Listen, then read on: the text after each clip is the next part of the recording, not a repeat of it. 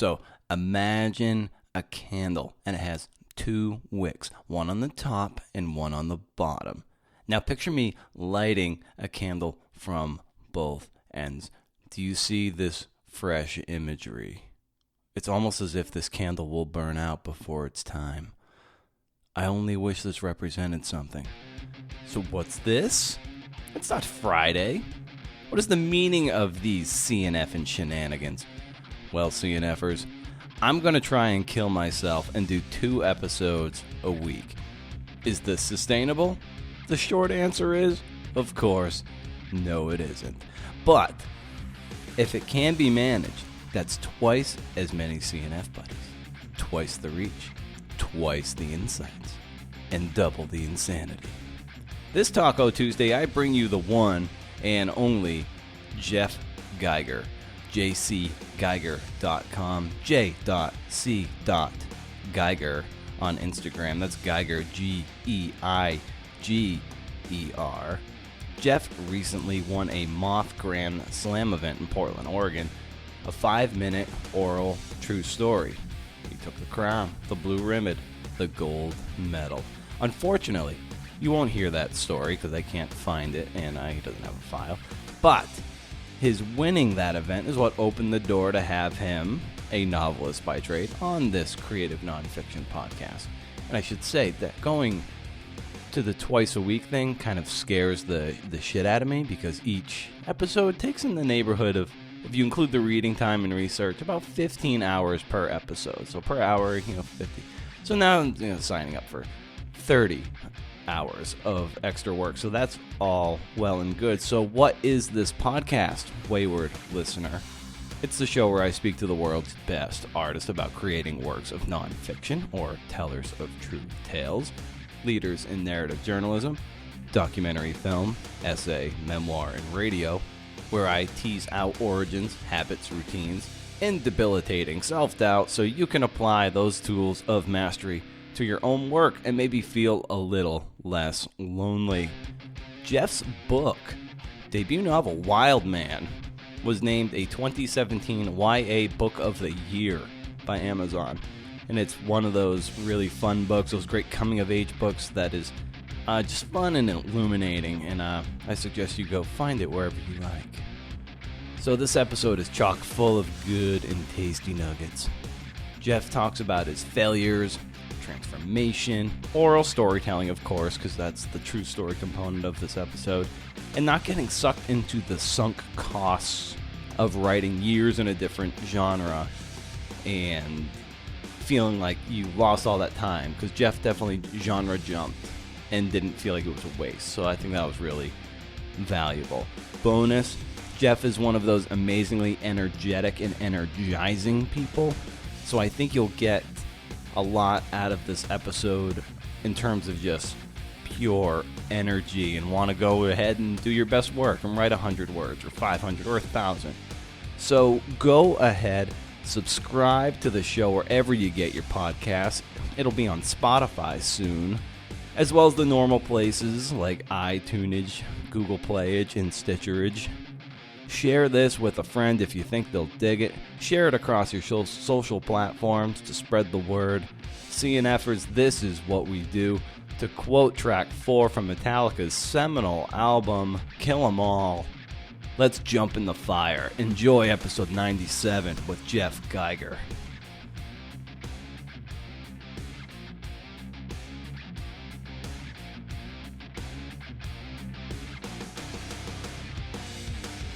The sun is down, but it's usually in the morning because most of the people I talk to are, of course, on East Coast time. So this is like a weird sort of circadian vertigo. Totally. I know. It was interesting. I was just thinking about, having the ability to actually meet with somebody face to face when you're so used to communicating with people who are states and states away, and how it's funny how that even the face-to-face meeting can kind of be confounding, especially technologically, when you are used to doing things long distance. That's another kind of inverse thing that's very interesting. Yeah.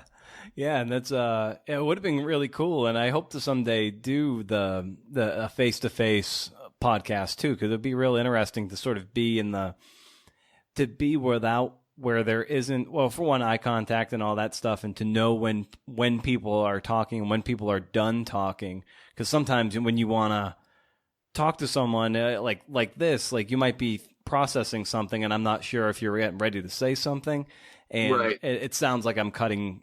I can cut people off, and it's not because I want to cut them off or because I feel like I have something important to say. It's like I don't know if they're done talking yet. So Yeah, the thoughtful pause or the I'm done talking, just with audio can become difficult to discern for sure. it is, yeah. It's a very gray area there.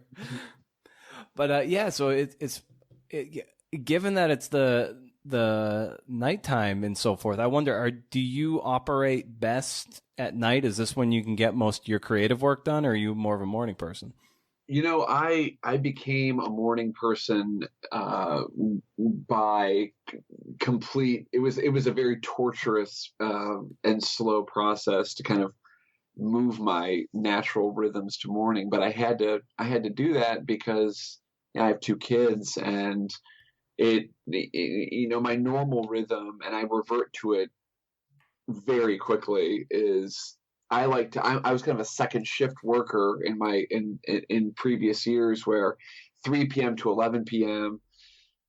is kind of my high productivity time naturally, and then after 11 I want to go out and have a beer or two, talk to people, and then sleep till 9 or 10. That's my natural rhythm. But it became pretty obvious after having kids that they don't care what your natural rhythm may be.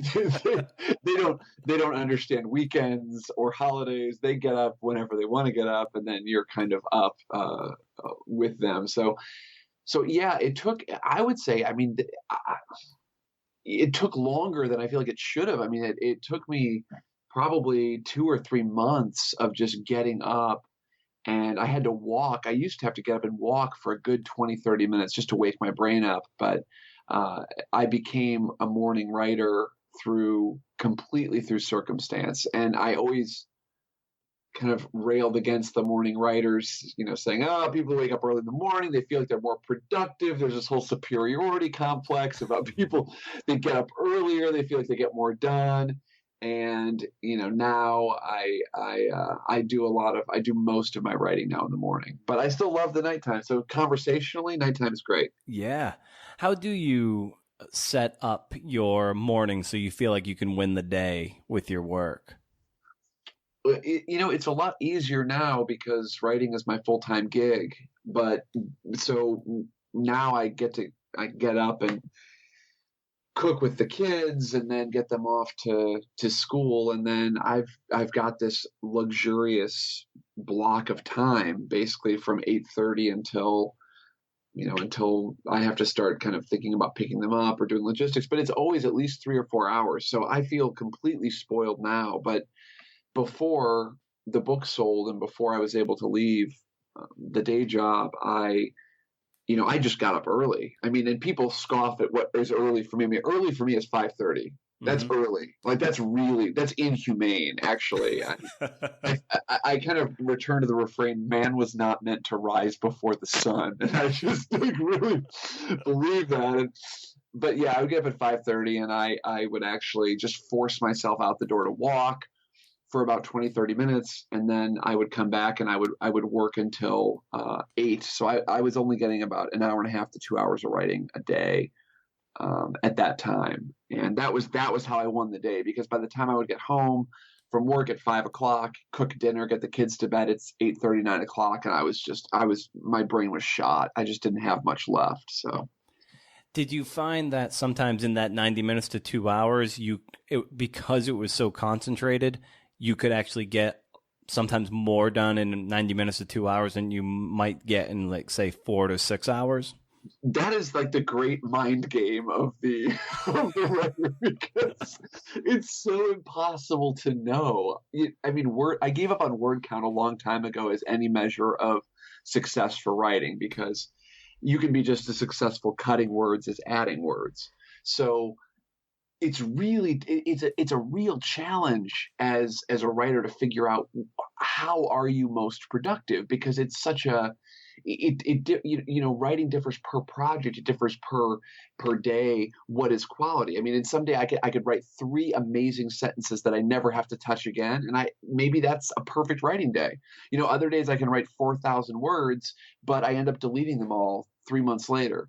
So it's hard for me. I think I think I can feel when the groove is good, and I can feel when it's not good. And I think it took me a few months of being, out of that cycle to be back in a good groove. But I feel good now. I feel like the time I'm spending is as disciplined as it's ever been. Whether it's as effective or productive is a really tricky question. Yeah, how do you measure that feeling of a good that good groove versus the bad groove, and then how do you try to maximize the amount of the good times, the good rhythms, so you feel like you've accomplished something that's gonna stick? Yeah, that's a great question. I think for me, it's kind of you work with the variables you can control, and for me, it's creating an environment in which I most frequently thrive. It's almost this amazing kind of experiment on your own work habits. You are the subject and the scientist at the same time. So it's kind of like, well, I tend to do well if I have big blocks. This is for me. If I have big blocks of time that are uninterrupted, if I can close the door, if I can be in a private place, because as my wife will point out when she's home with me, I don't write quietly.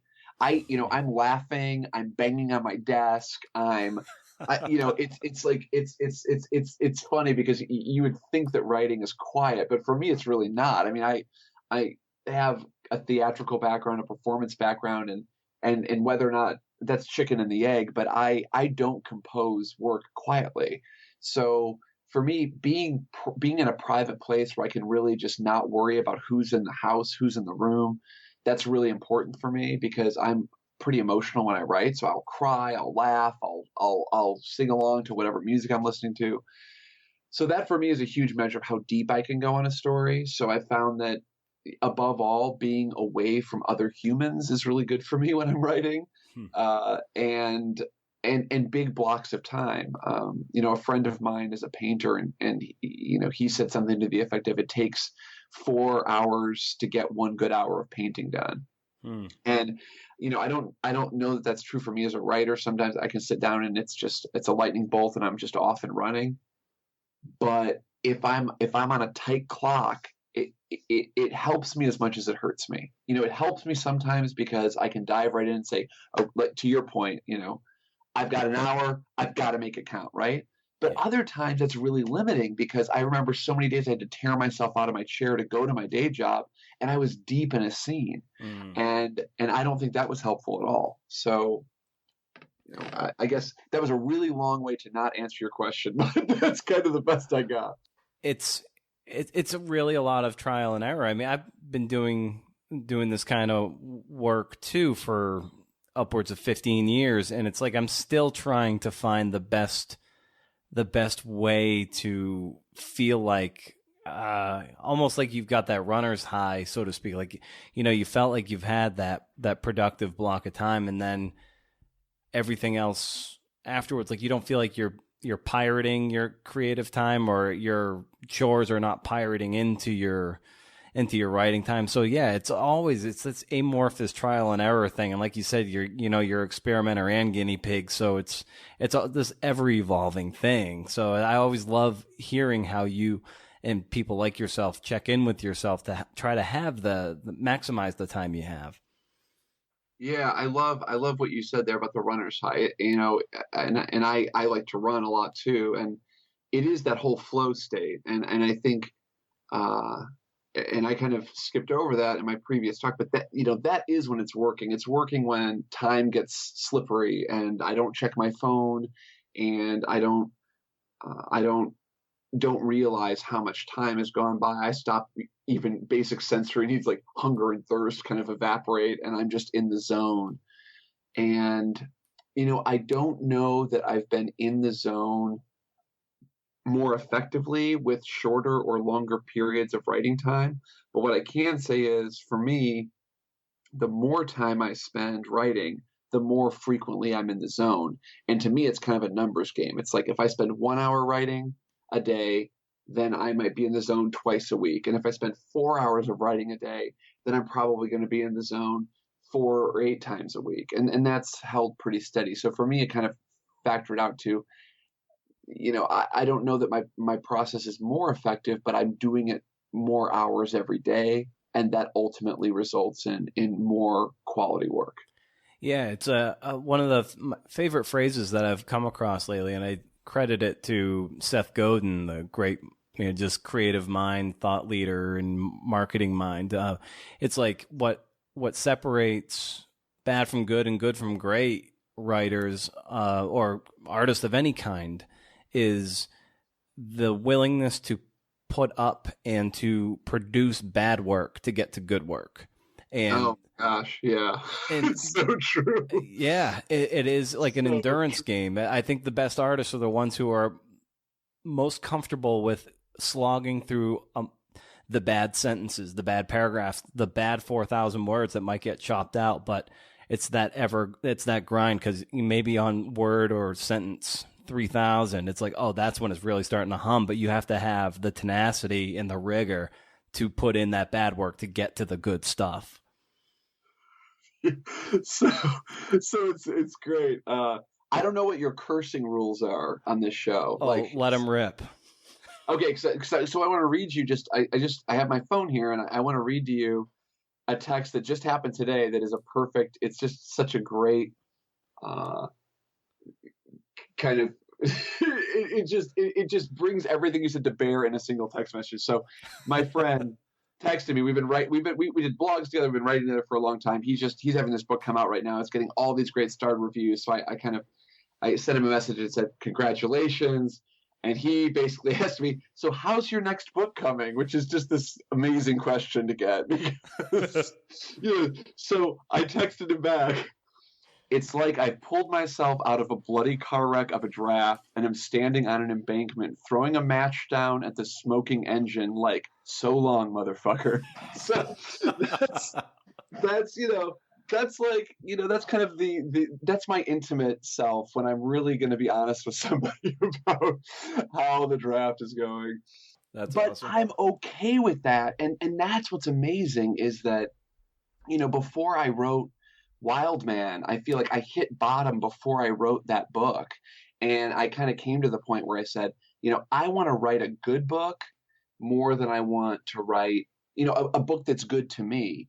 And the journey of writing Wild Man, it was failure after failure after failure. And it emboldened me in a lot of ways to kind of finally, I'd been aspiring to see failure as a necessary step to success, because every, inspirational quote you read kind of emblazoned on like a poster hanging in someone's office is all about, well, you have, Einstein, and, you have to fail to succeed. You read it a million times, but the reality is social feedback that you get is not conducive to that kind of philosophy, because and I've only lived in this culture for my entire life, so I'm not going to pin it down to American culture, but I very much felt that early on, especially, that success is rewarded and failure is not, and it can create this strange pressure to make the short gains and win the short victories, as opposed to really locking in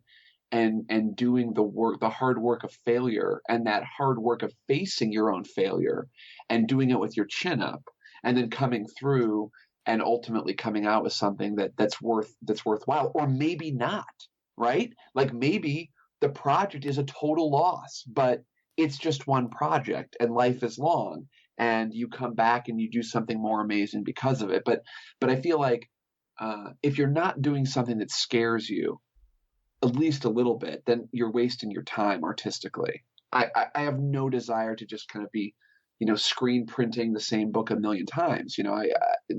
like I wrote Wildman because it was terrifying for me to write a book that had no fantastic elements. It was purely literary. And the book I'm writing now, the draft I was staring down at while it was smoldering in the ditch, you know, it combines a lot of nonfiction elements. It's a much more ambitious story in terms of scope and scale. But for me, that's the only way forward. I have to keep pushing myself, or else what am I doing artistically? What did that rock bottom as a writer look like for you, I should say? It was really, once I got to the point of actually hitting bottom, it was a Zen moment. I mean, I'd gone through all sorts of angst and jealousy and comparison and kind of frustration with my own, I guess it would be commercial success, though the term commercial seems way larger than it was. I mean, in my mind, commercial success at the time was just selling a few stories,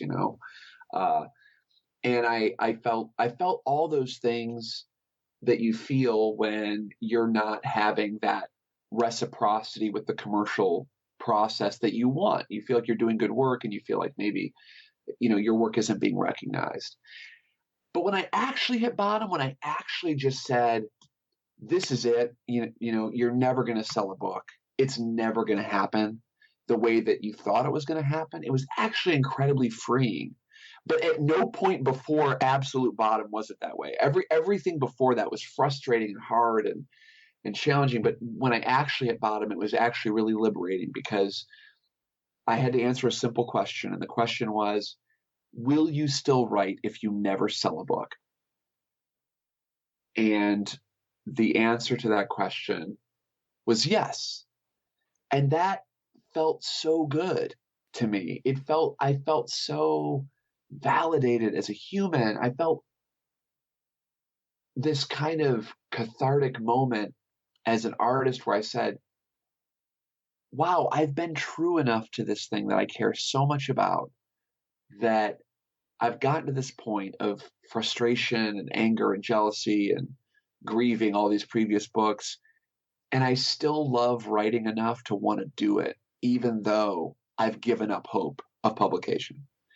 And that felt really good. And it really wasn't something where it's like, well, I'm going to show them, I'm going to write the best book. It was very personal. It was like, I've worked at this a long time, and I'm not going to stop. I'm going to keep working.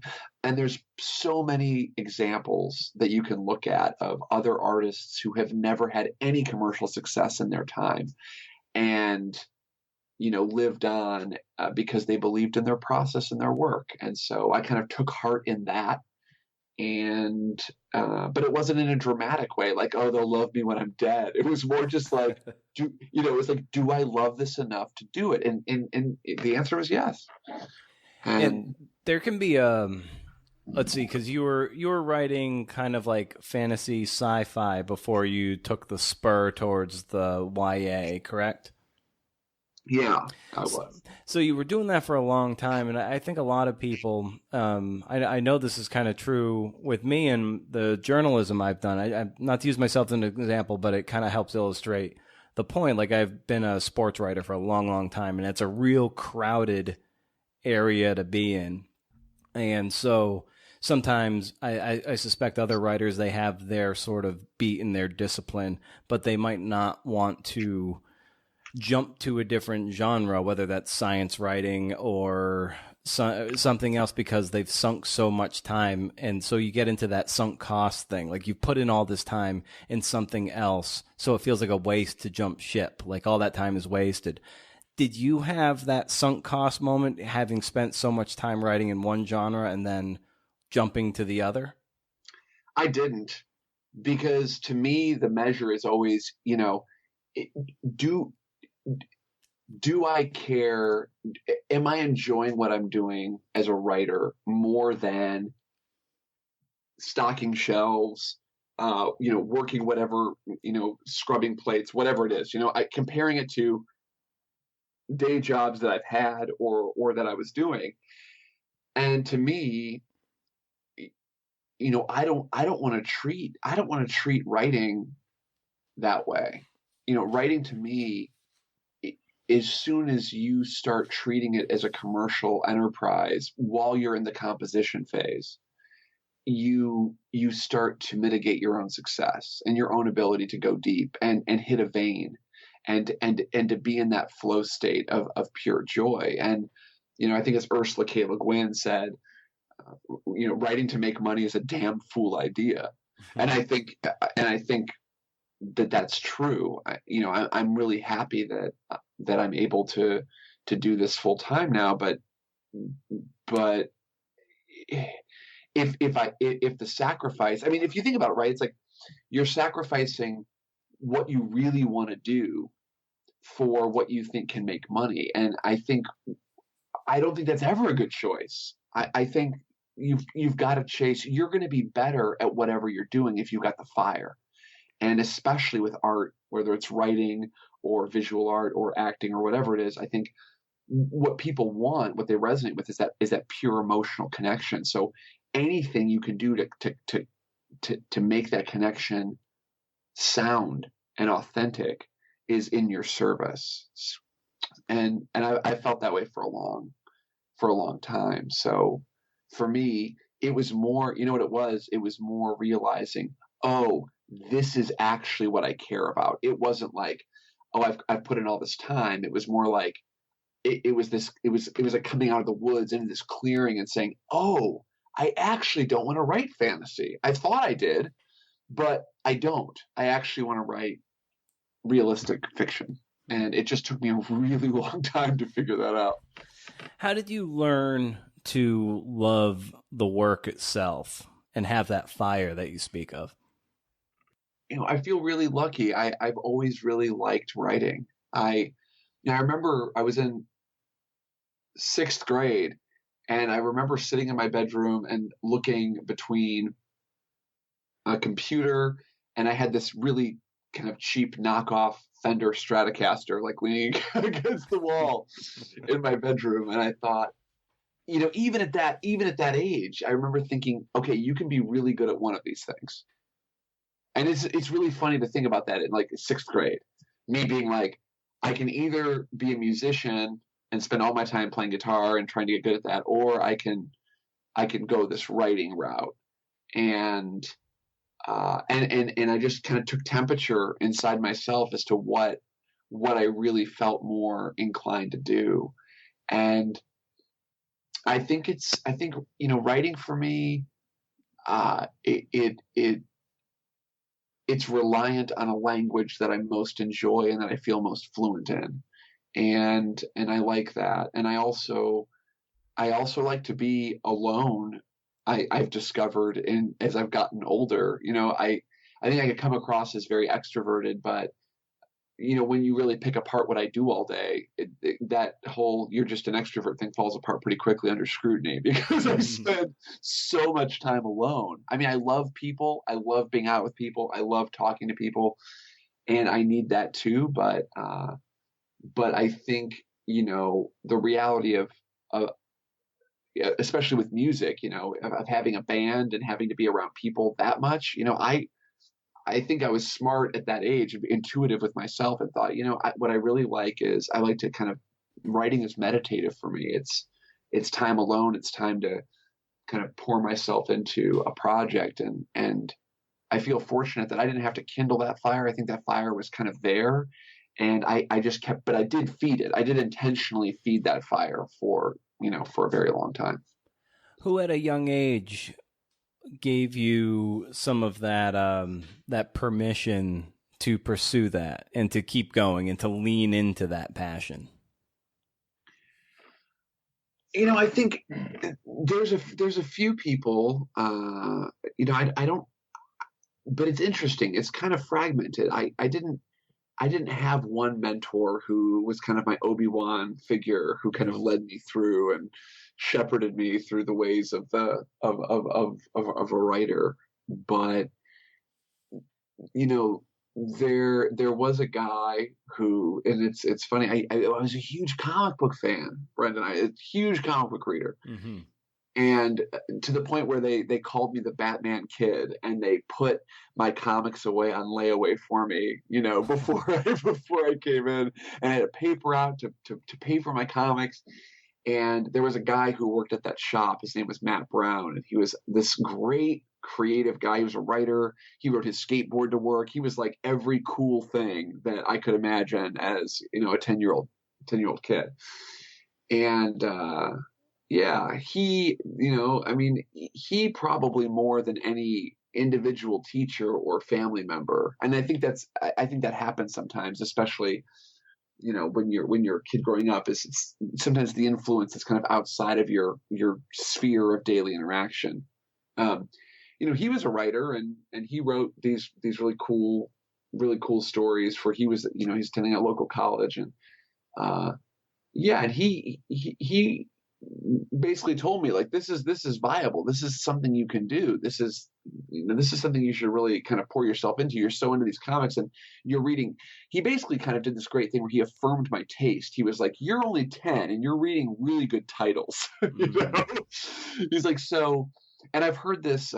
Ira Glass said something to this effect, and Austin Kleon, who wrote Steal Like an Artist, where it's kind of like, having good taste is kind of the first step, and then you feel the painful gap between what you're consuming and what you can produce. Right. And that painful gap is where growth happens. And I feel, for whatever reason, what he did and what a few other people did is they recognized I had good taste before I had any kind of ability to produce that work.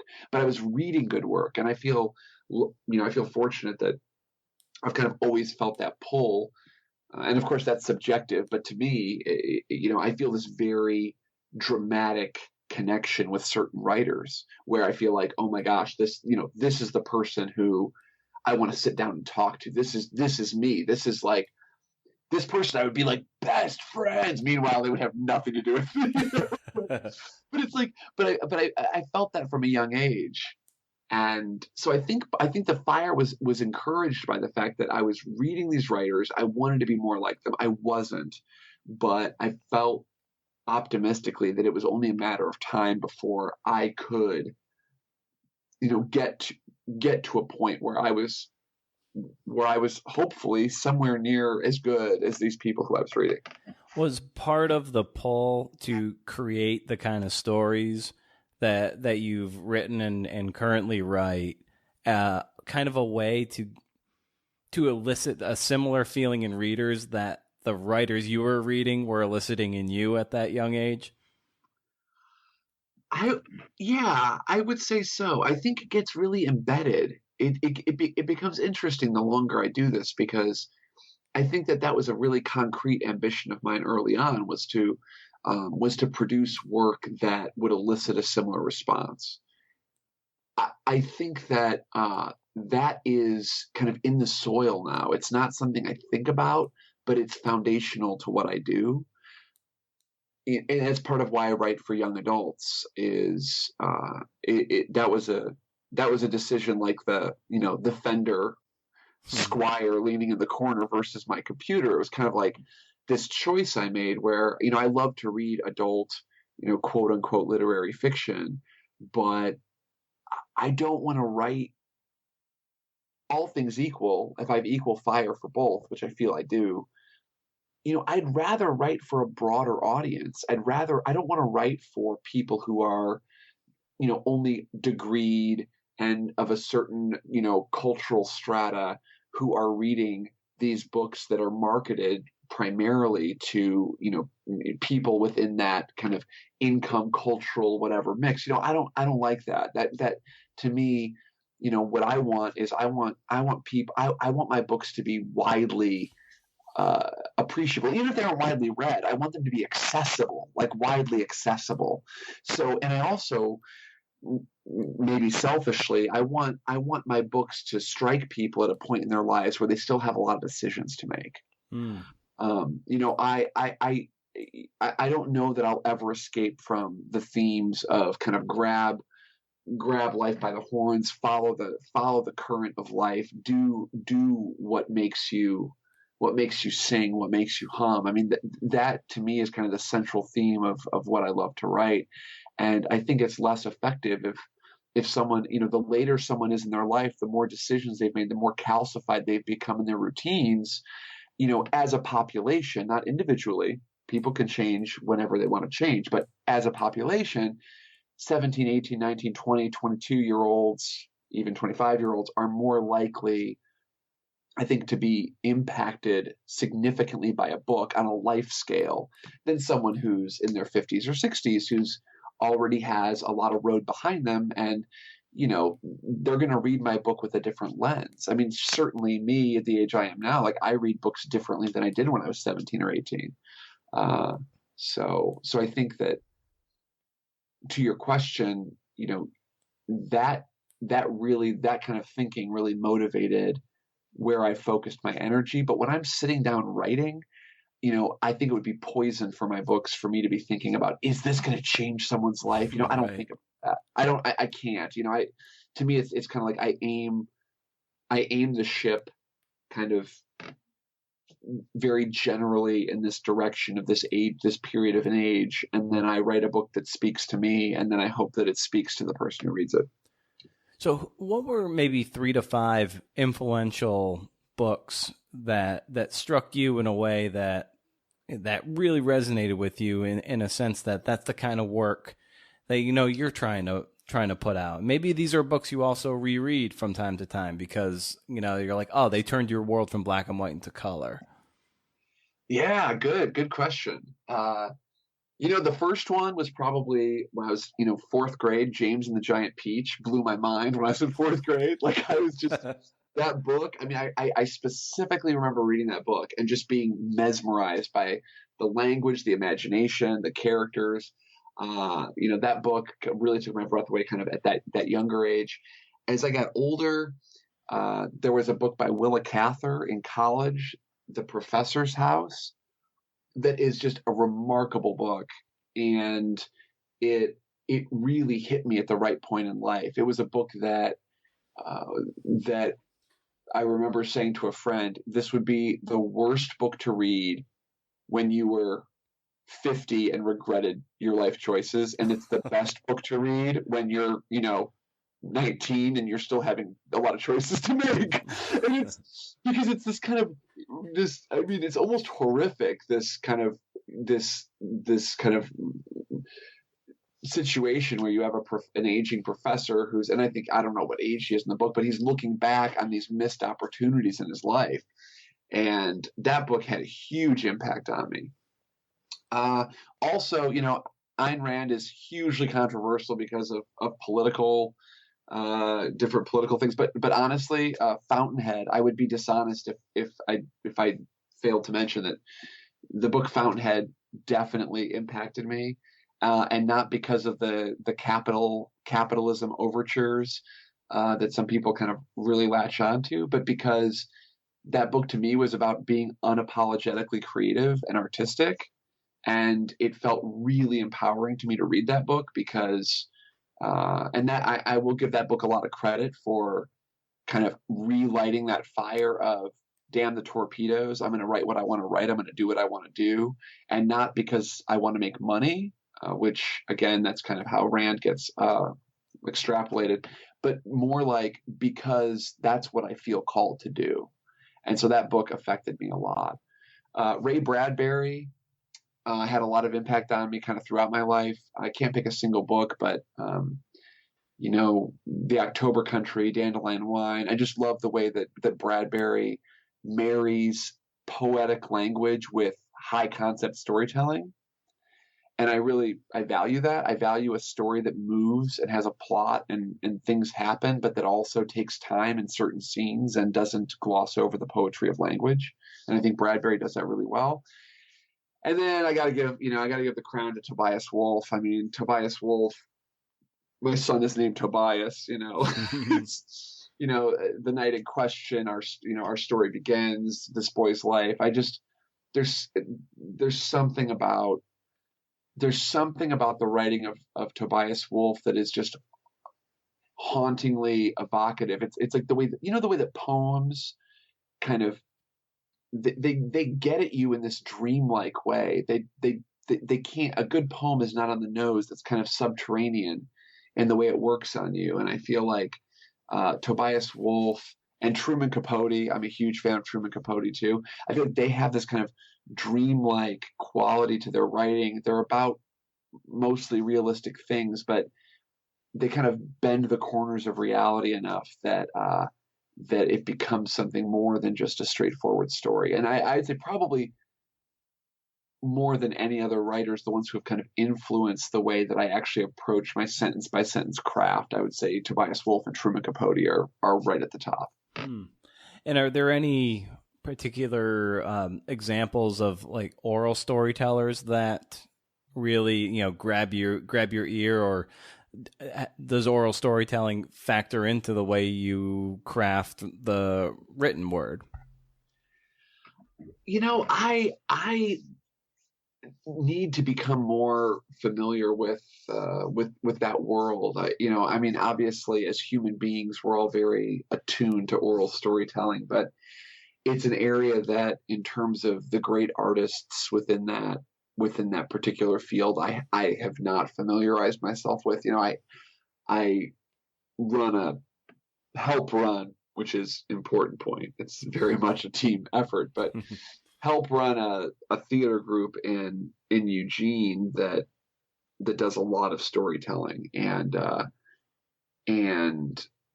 so I kind of hear locally, I hear those stories, but in terms of seeking out other storytellers the way I would seek out an author or a filmmaker, I haven't done that, which I really should, because it's such a pleasing way to, and such a human way to experience a narrative. So yeah. So if you have tips, Brendan, you have to let me know after the podcast. You can yeah, we'll have to. Yeah, I don't know. I'm not as familiar either, but given your skill for telling and spinning a yarn in front of an audience, and that whole experience that you had with the moth, I was like, I wonder if you had some examples or models, because you were able to do something pretty special in the last couple months. Yeah, I think it's kind of in service to that whole 10,000 hours thing more than a specific mentor. I think it's that through the theater group, No Shame Eugene, we have 15 5-minute pieces every month, and we have workshops every week where people are working those pieces. And I think that I've been doing that for 9 years. Wow. Every week for 9 years I've been listening to people try to truncate a narrative into a 5-minute block of time, and we are unapologetically vicious with our time. I mean, if you hit 5 minutes, a buzzer goes off, the lights go off, your mic cuts out. I mean, you're done. You're done. It's like there's not even the grace of the slow moving hook that crooks you by the neck and whips you off stage. You're finished. And yeah, the orchestra coming up and at the cut off an Oscar speech. Oh right, yeah. It's not nearly as elegant as that. It's way more brutal. It's just medieval. It's awful. So I think that, and I still get buzzed. I get buzzed all the time. But again, because I've embraced process, it just teaches me. It's like, okay, don't take 4 minutes to get to the point of your story. Get there faster. And so I think for me, that has been an amazing training ground for me, just to kind of tell and retell and retell and retell stories. So I really am grateful for that. So ability to do that. Yeah. So when you qualified for the Grand Slam Moth event in Portland about a month ago at this point, maybe a little more, you had qualified and you were put in touch with a Moth storytelling coach, and you had what amounted to about a 24-minute piece that had to get down to 5 minutes. Yeah. So let's talk a little bit about that, because talk about the work isn't going to be generative in a sense. It's going to be completely gutting something. So what was your story? How did you what was that experience like of forming that story, and then, of course, having to cut that marble down into something that would be stage ready? So the story, the theme was fired up. That was the theme of the Grand Slam. So you had to write a story to that theme. And I really only had one story that truly fit. And it so happened that it was a really big story that had to somehow squeeze into, a roughly 5-minute time frame.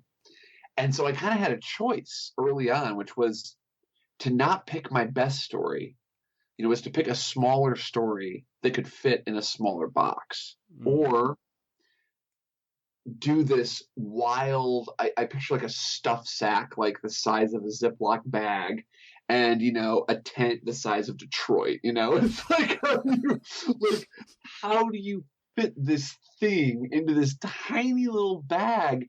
But again, that scared me more. It was scarier. It was more ambitious. And so my artistic philosophy is kind of, well, then that's what you have to do. Right. So I just decided, okay, I have to tell this really big story, and I have to tell it in 5 minutes. And so the story coaching was incredibly helpful.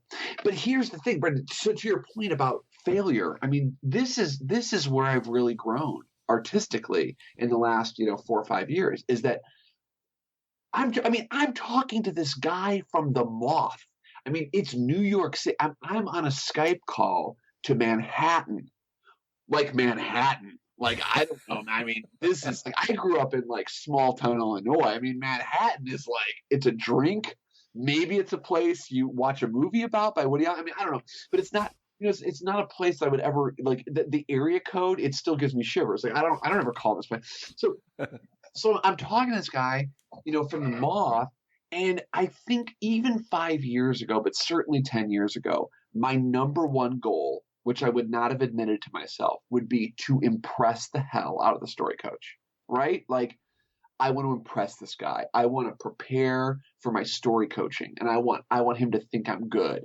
I want him to see me and say, this guy, he stands out. He came to this coaching session. He didn't even need my coaching, and I really would have gone after it that way. But now it was the opposite.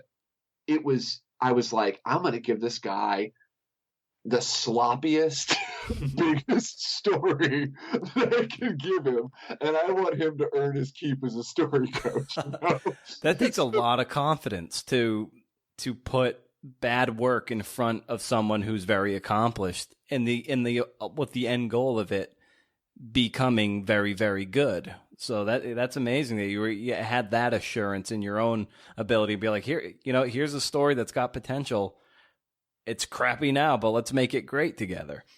Yeah, and I mean, and I think it's an important point of distinction that that it wasn't like I didn't work on the story. I mean, I don't want to ever put something that's bad in front of somebody, but it was more like, there's this interesting difference between bad work and work that's just not good yet.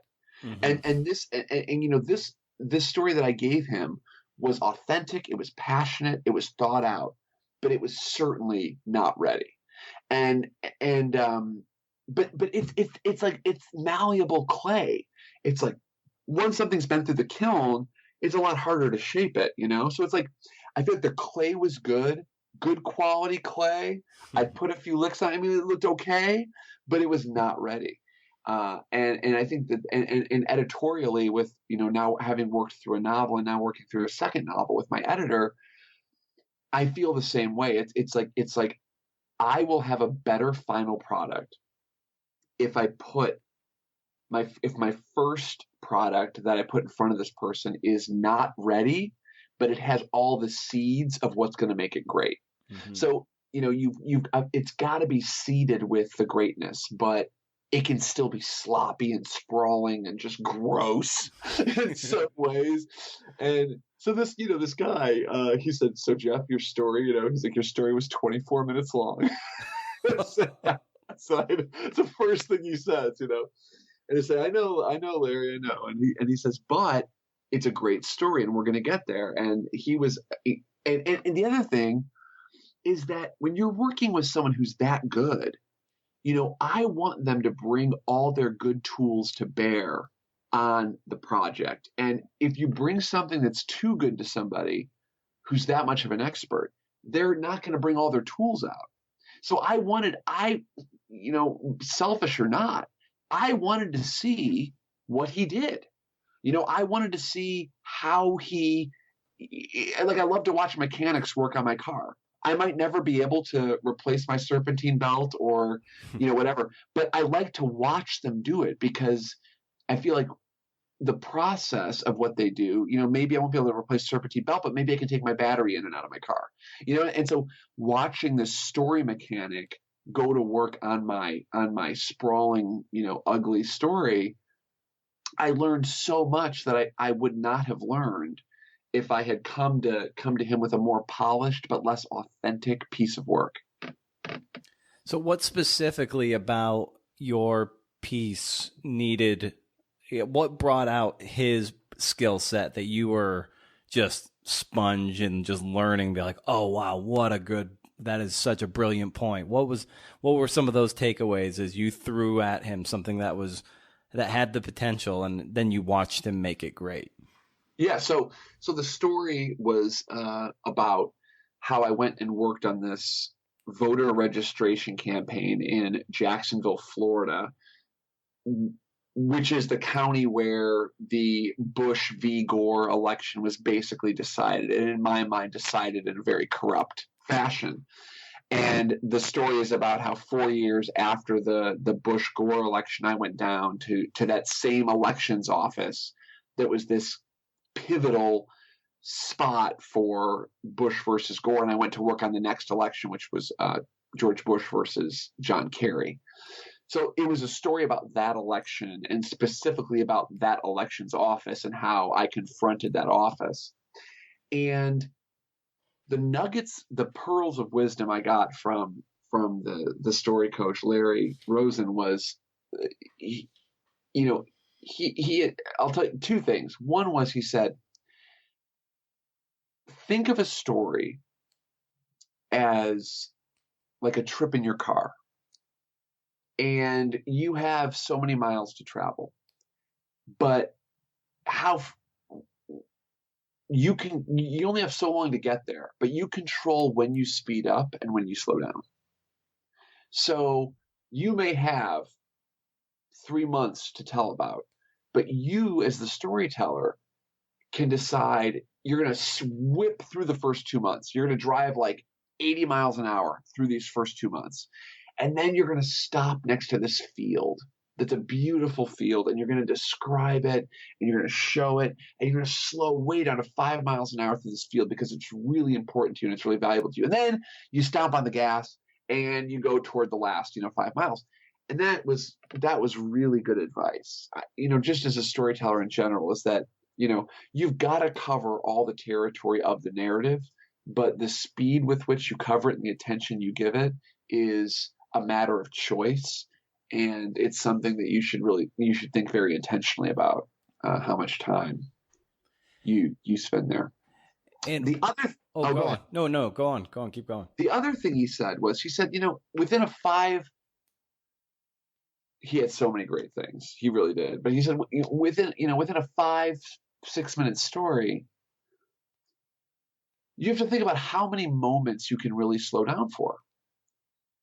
And he posited that you have 1, maybe 2 key moments to a 5 to 6 minute story.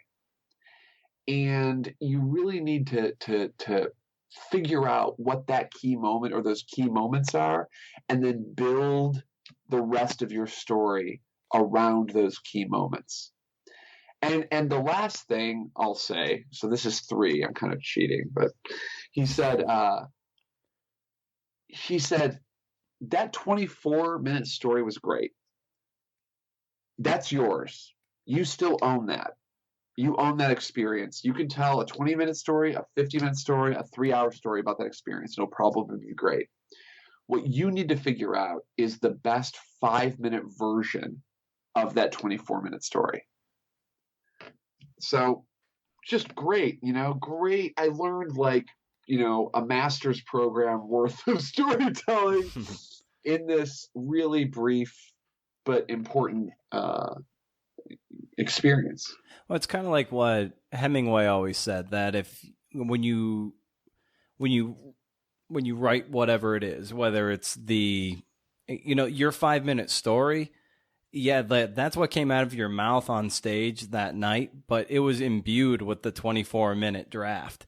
So that was below the iceberg below the water thing that Hemingway talks about, that if you've done the work, it's actually there, even though in the listeners in that case, or the readers, will feel it.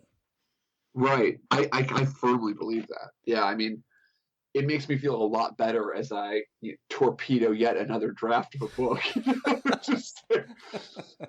just say, well, that's gone. It's like it's this amazing experience. It's kind of like you just submerge enough draft until finally you stack up above the water line and you can walk out and just say, thank God that book is done now.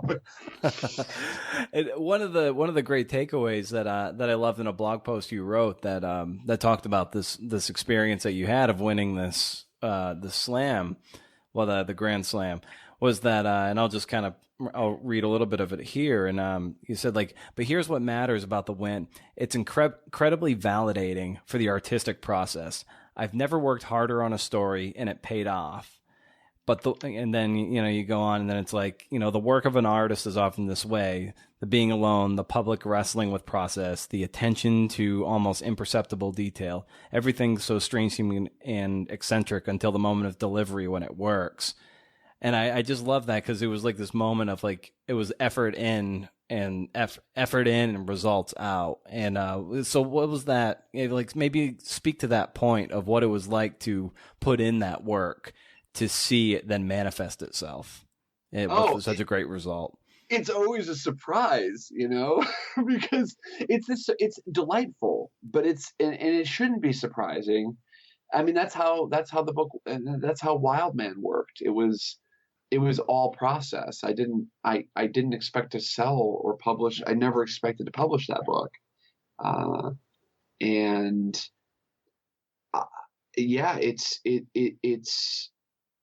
It's amazing to me that kind of these things that I heard as a young writer became so true. Your point to Hemingway is one of those kind of chestnuts that eventually makes sense, but only once you've done the work. But for me, storytelling was new. So relatively new. The Grand Slam was the second time I'd done the Moth, even though I'd been doing for 9 years this other format, but I wasn't doing it or seeing it specifically as a storytelling exercise. It was more like a theatrical exercise. So I didn't know if it would translate. That's the reality is, for fiction, I kind of knew. Wild Man was kind of the litmus test where, wow, I really just cared about how this book was written, and then it became a great book, for me. But with storytelling, I was like, does this make sense? I mean, I'm telling you, like the blog post says, I told this story to myself 100 times. Over and over and over and over. Just, it is like in the shower, walking down the street, in the car, on the train, on the plane, just over and over. And then I started timing myself. And yeah, it seems you really just have to be so invested in the process and not the product to even go through that, because what's worth that? Nothing. Nothing is worth that. If the process itself isn't worth that, then nothing is worth that. It's not worth it to give that big of a piece of your mental real estate over to one story for a month. They couldn't pay me enough to do that, unless the work itself was rewarding. And it was, because I was teaching myself, and with Larry, his help as a story coach, I was developing my skills as a storyteller. And so that makes it worth it. And then it becomes really validating when the story works, because it does feel like I could not have possibly invested more time or energy in telling this story, and then to have it resonate with an audience, it feels like you're on the right track. So yeah, it's great. I mean, and as I said, uh, you know, public opinion is always somewhat capricious and difficult to pin down, and I don't think any writer, artist, musician should stake too much in the winner of the day, because it's very arbitrary in a lot of ways. But there's no arguing that it still feels great when it happens. It does. It feels great.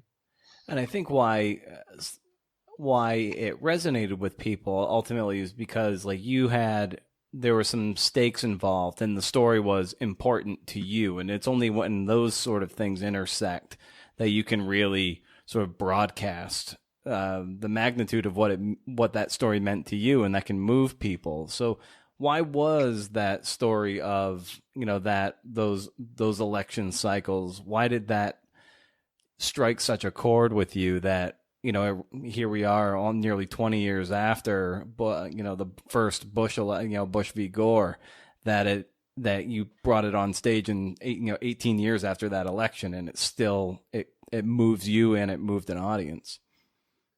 I think it's great advice. It's been given by a lot of different sources that ultimately all great stories are about transformation. And so personally, my personal lived experience of those 4 years was tremendous. I didn't, as I divulged in the first 10 seconds of the story, I didn't even care enough to vote in the Bush v. Gore election. I didn't even vote. And then 4 years later, I've given up everything in my life to go down and register voters in a completely foreign city where I don't, know anybody, and I'm making very little money, sleeping on the floor with cockroaches and mice and all this other stuff. And it's like, and I think that it resonates with me because it was a period of life in which I experienced this tremendous amount of change and growth, and it was such a visceral, powerful experience for me. Maybe the first, or at least the most dramatic time that I kind of really I threw myself into what my beliefs were, where I said, I believe this, I have this ideal for what people should do. And I think that was probably the first time I lived up to my own expectations of what humanity should be. I said, people should care enough about these things to give everything they've got to do it. And I had not lived that. And then I did. And yeah, so there's still a lot of fire there. I mean, that experience in a lot of ways continues to shape who I am. And as a writer, you've been alluding to how you learn to love the process and not the outcomes, which is in my opinion, the perfect way. It's the only way, because that's what you have control over. And I wonder how you deal with sometimes the writerly jealousy things that creep in, comparing yourself to others, trying to run your own race and not look over your shoulder at someone else who might be younger and nipping at your heels, or younger and ahead of you, and this, that, and the other. I wonder how you process that so that you are running your own race and focused on your own process. Yeah, it's a great question. And yeah, those things, they don't go away. I mean, there's no, as a human being, you're never going to escape.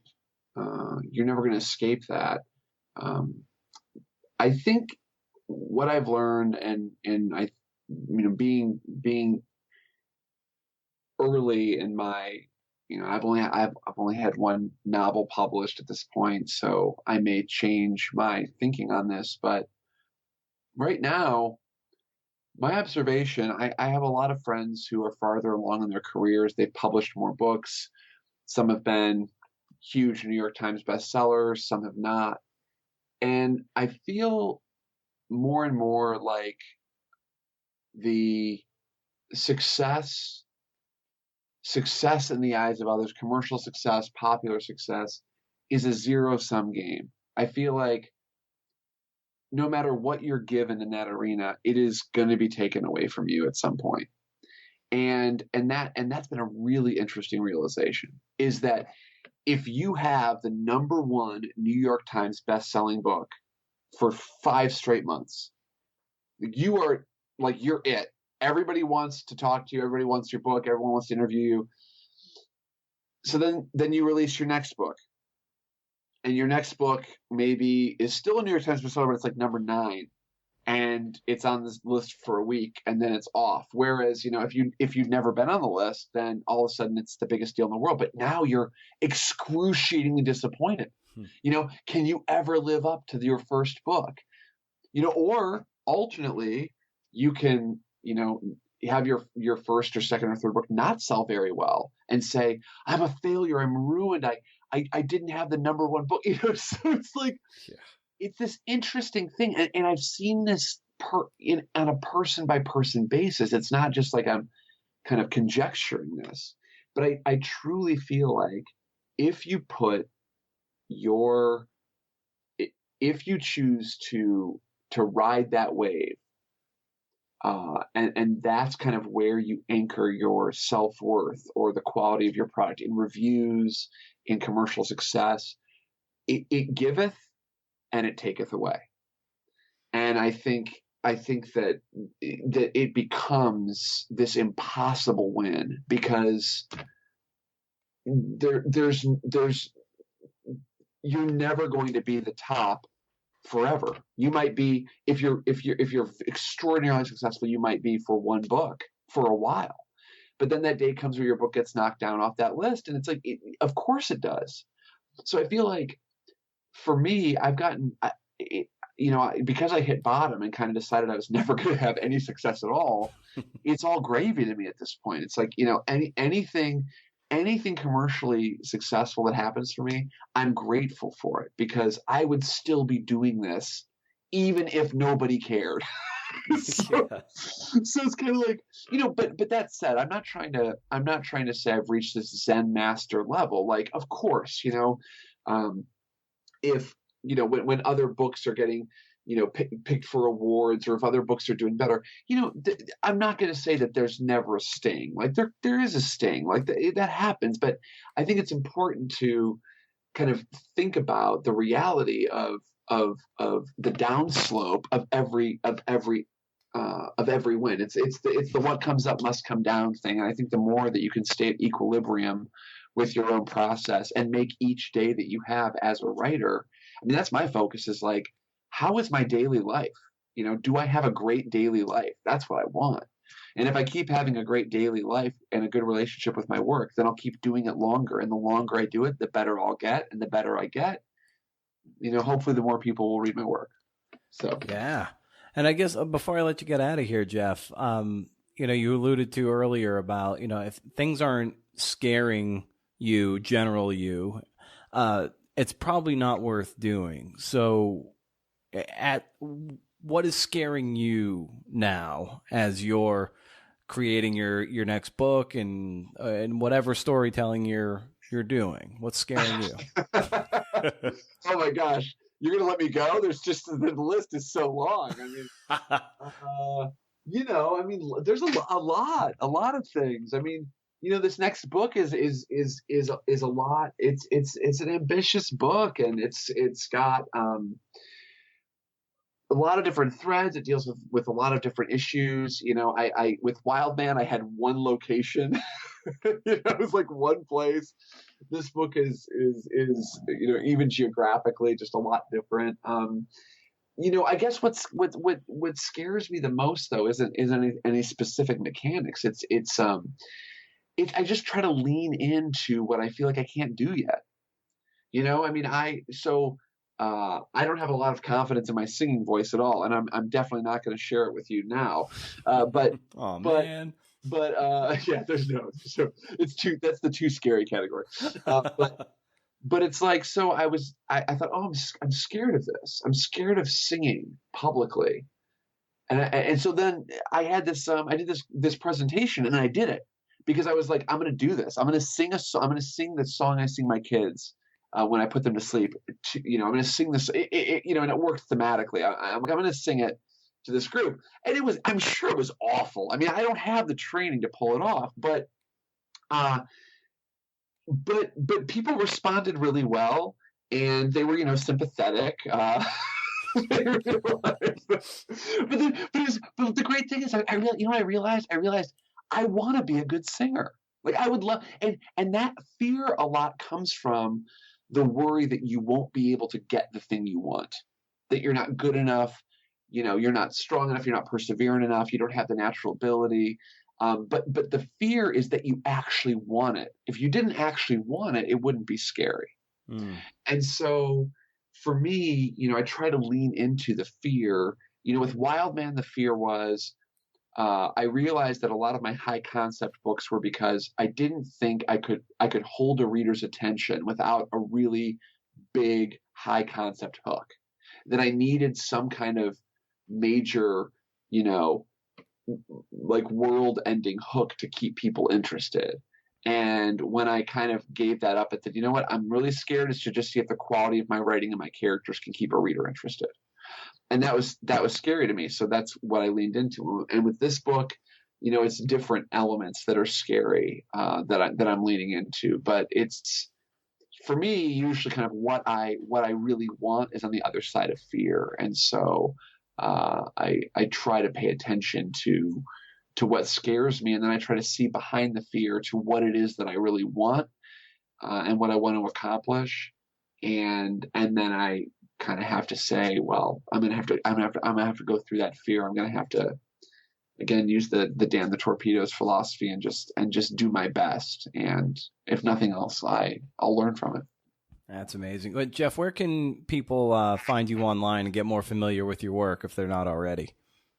So yeah, the best place is jcgeiger.com. I've got a fun slider that has kind of different things I'm doing and things that are going on.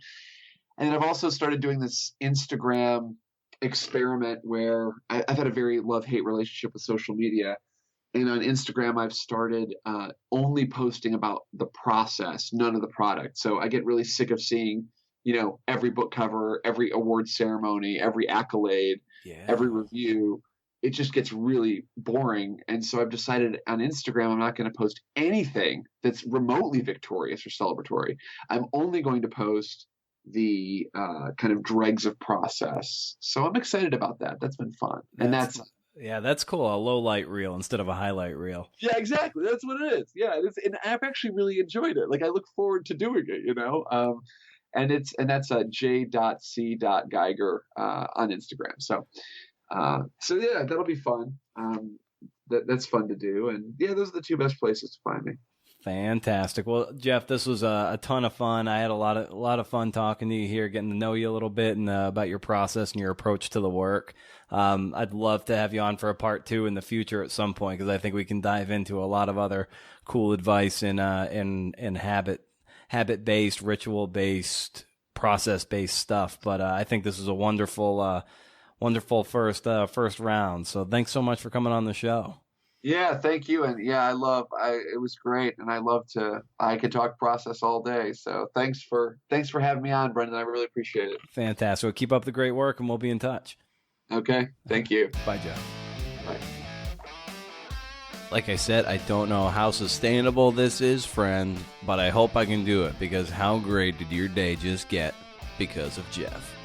So we hit the 40 ratings and review mark on iTunes. That's incredible, and I want to thank all of you for taking the time to do that. But let's not stop there. Let's get to the 50s, because reviews and ratings will help this little corner of the internet that we've been digging our little trench in gain a bit of traction, so we can reach and empower more tellers of true tales. So go and do that. Head over to BrendanO'Mara.com for show notes, but also to subscribe to my monthly newsletter where I hand out my nonfiction and sometimes fiction recommendations for the month, as well as tidbits from the podcast. Once a month, no spam. You can't beat that. Unsubscribe anytime. It'll hurt my feelings, but I get it. Got a question or concern? Ping me on the Twitters at Brendan O'Mara or at CNFPod. Like the Facebook page at CNF Podcast or send me an electronic mailgram. Either way, I'm an open book. I'm not flooded with too much stuff. Go ahead and ask a question or express a concern. As always, thank you for listening. Goodbye. Till the next time we say hello.